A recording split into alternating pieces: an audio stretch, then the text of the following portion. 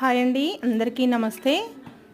మీకు psoriasis problem ఎవరికైనా ఉంటే తప్పకుండా ఈ మెడిసిన్ని మీరు ఉపయోగించుకోవచ్చండి. మేము ఇంతకుముందు ఈ ఆయుర్వేదిక్ అంటేనే చాలా కొట్టిపడేసేవాళ్ళము. మా బాబుకి ఇలా అయ్యింది. నేను చాలా హాస్పిటల్స్ చూపించాను, అయినా కూడా పాపం తగ్గలేదు. చాలా అవస్థపడుతున్నాడు బాబు. అన్ని విషయాల్లో చాలా బాధలు ఎదుర్కోవాల్సి వస్తుంది.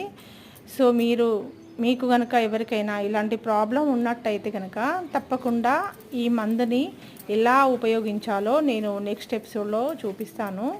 నెక్స్ట్ మళ్ళీ ఒక షార్ట్ చేసి పెడతాను. తప్పకుండా ఈ మందుని మీరు ఫస్ట్ చూసి పెట్టుకోండి. ఇవి ఇప్పుడు మనకు ఈ సీజన్లో చాలా మొక్కలు వస్తున్నాయి కాబట్టి దీన్ని తీసుకొని వచ్చేసి ఈ ఆకులన్నీ తెంపి కాయలన్నీ ఆకులు అన్నీ విడివిడిగా సపరేట్ చేసి మీరు అలా పక్కన పెట్టేసుకోండి.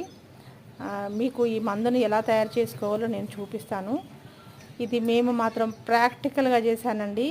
అసలు మేము పడిన బాధ అంతా ఇంత కాదు. చాలా చాలా ప్రాబ్లమ్స్ 2-3 ఇయర్స్ నుంచి ఫేస్ చేస్తున్నాము. అసలు మా బాబుని చూస్తూ ఏడవని రోజు లేదు మాకు. సో మీరు ఈ మందుని తప్పకుండా మీరు ఉపయోగిస్తారని నేను అనుకుంటున్నాను.